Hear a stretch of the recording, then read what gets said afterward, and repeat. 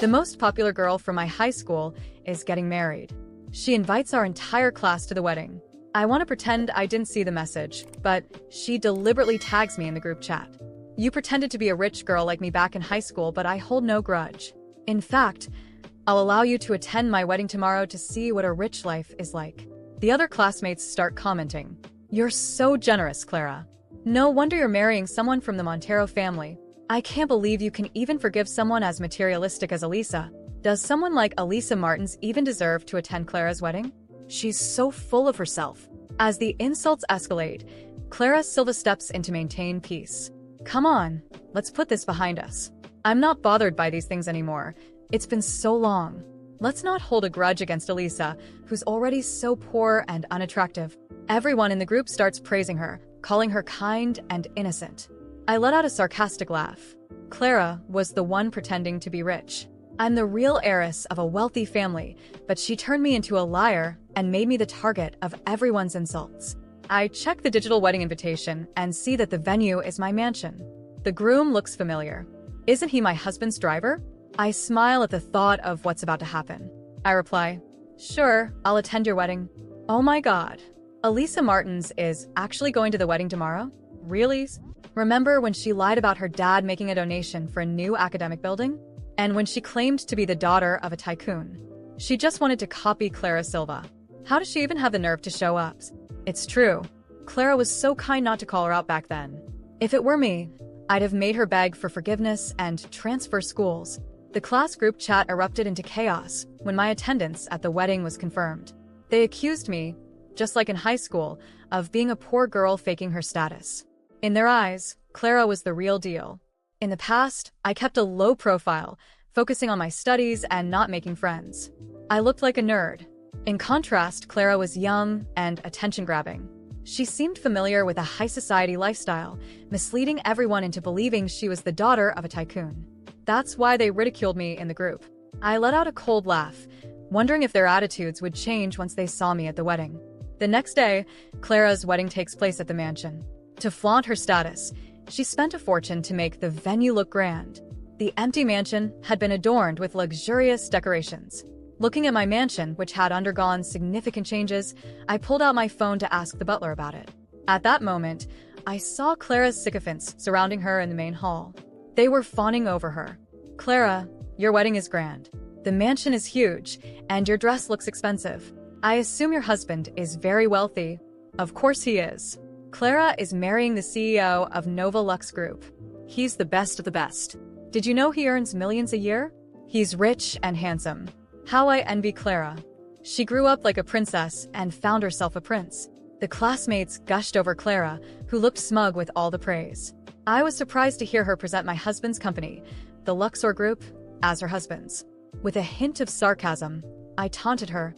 If your husband is so rich, why would he borrow someone else's mansion for the wedding? My words cut through the air, drawing Clara and her group's attention. Their smiles vanished, replaced by sour expressions. Crossing their arms, they sneered at me. Elisa Martins, I can't believe you had the audacity to show up. Don't you have any shame? Besides, the mansion belongs to Clara's husband's family. Why are you being so snarky? Jealous much? Hey, Ms. V, where'd you get that fake Hermes bag? That logo looks so fake. When are you going to stop being so vain? They mocked me, just like they used to in school. I laughed. In school, my father had donated to several academic buildings. Those contributions, along with my excellent grades, secured me a guaranteed spot at a top university before I even took the entrance exams. However, Clara defamed me, claiming I was faking everything. She showed photos of my mansion, the pool, the private theater, and my father's sports car collection in the garage. She even took a photo of herself standing next to my father to make her lies more convincing. The school turned against me. The photos caused the poor girl pretending to be a tycoon's daughter to lose her guaranteed university admission. At first, I thought of calling my father to clear things up, but he had to undergo emergency surgery for a heart attack. To avoid stressing him further, I kept the events at school a secret. Thankfully, his surgery was successful, and I received an offer from a prestigious school abroad, where I met my now husband, Enrique Silva. After we got married, we returned to the country, only to discover that Clara hadn't stopped her charade. She continued pretending to be me and took over my house, this very mansion. I wanted to reveal the real owner of the mansion, the Silva family, but Clara lunged at me and slapped me across the face. Elisa Martins. You owe me this from 10 years ago. I'm settling the score now. I never imagined Clara would hit me. Caught off guard, I stumbled and fell. My cheek burned red and swollen. I was utterly humiliated. How dare you hit me? I growled. What's stopping me? Back in school, you impersonated me, claiming you were the rich daughter of a tycoon. Now you're spreading rumors that my husband doesn't own this mansion. You're asking for trouble. Clara was furious. Her face twisted as she stormed up to me. Gritting her teeth, she threatened me. Do you have any idea who my husband is? He's Joao, the CEO of Nova Lux Group. What makes you think you have the right to question him? At her words, a few of her sycophants sneered at me with disdain. Did you hear that? Clara's husband is Joao Montero, the CEO of Nova Lux Group. That company is worth billions. Only a rich girl like Clara could marry into such a powerful family, not some pathetic liar like you, Elisa. Elisa, you shameless liar. You impersonated Clara in school, and now you're spreading lies about her at her wedding. Apologize to Clara right now for looking down on her. Or don't blame us for getting rough with you. Don't waste time on this lowlife, Elisa. You've crossed the future wife of the CEO of Estilo Nova Group. Girls, let's teach her a lesson for Clara. With that, they charged at me. They yanked my hair and slapped me across the face. The sting from the slap was immediate. I was stunned, but they weren't done. They shoved me to the ground, cursed me, kicked me, and tore at my clothes and bag. Pain coursed through my body, and my rage boiled over. I shouted, "Stop. This villa is mine. Get out." Taken aback, they paused for a moment before bursting into laughter, their voices dripping with mockery. Looks like Ms. Martins is acting up again. This time she's not pretending to be a rich girl, but is claiming to own the villa. Ha ha ha. It's ridiculous. How can someone be so shameless? She's a compulsive liar. Clara's face twisted with even more disdain. You really don't know when to call it quits. I was kind to you in high school when I ignored your attempts to assume my identity. Now you're here to ruin my wedding. I won't play nice if you upset me today.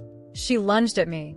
Her sharp nails raked across my face and body, leaving cuts that soon began to bleed. The group yanked off my jewelry and smashed it on the ground before ripping my clothes apart. In no time, my clothes were in tatters.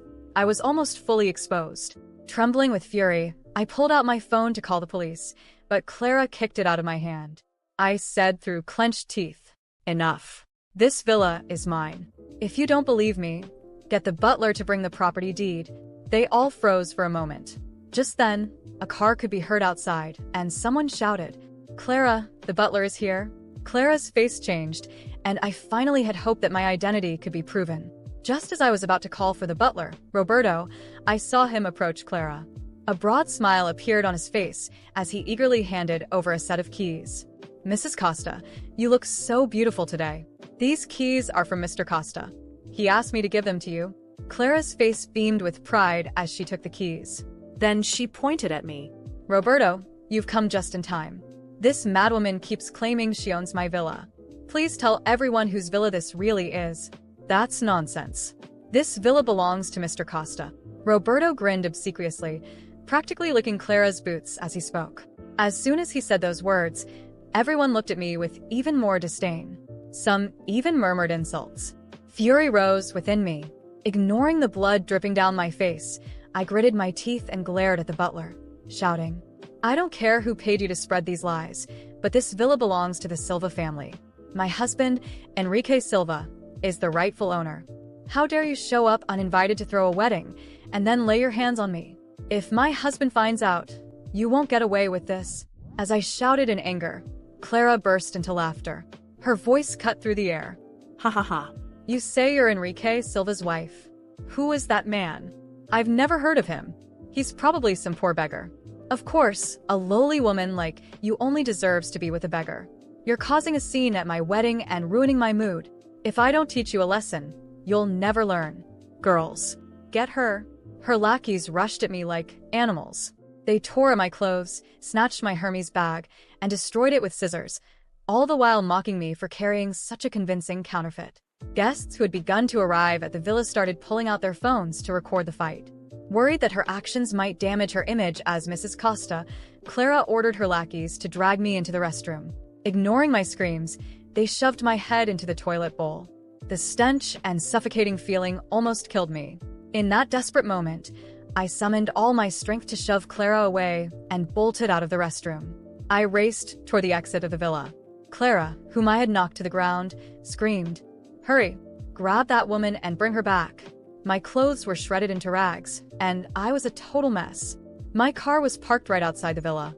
I would be safe if I could just get to it. I clung to that hope as I ran toward the car. Just as I reached the door, they caught me. They slapped me in the face, once more. "How dare you run away? Oh, do you have a car? Let's see who you're sleeping with to afford that car." They began smashing my car. They picked up large stones and shattered the windows. They rummaged through my belongings inside the car, while shouting, "This slut doesn't even use cheap stuff. Her silk scarf is a limited edition. Looks like her sugar daddy is rich." They set fire to my belongings. The flames leaped toward me as I lay on the ground, bloodied and gasping for air. Clara, watching everything, seemed utterly pleased.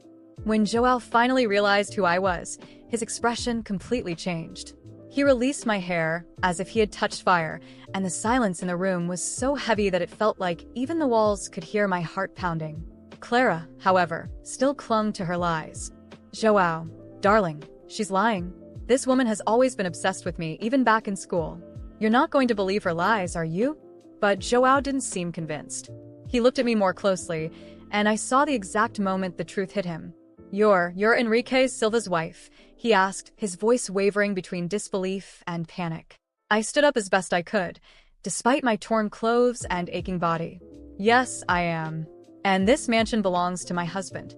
You and your fiancé have no right to be here, let alone do this to me." The guests started murmuring, some of them recording everything on their phones. Clara, seeing her facade crumble, lost control. "Liar. You're lying just like always. This house is mine now, and you're just an intruder." She moved toward me again, but this time I raised my hand to stop her. "Enough, Clara. You slandered me in school, destroyed my reputation, and now you invade my home. Lie to everyone here and assault me? You've gone too far." My voice, though tired and pained, carried the anger of years.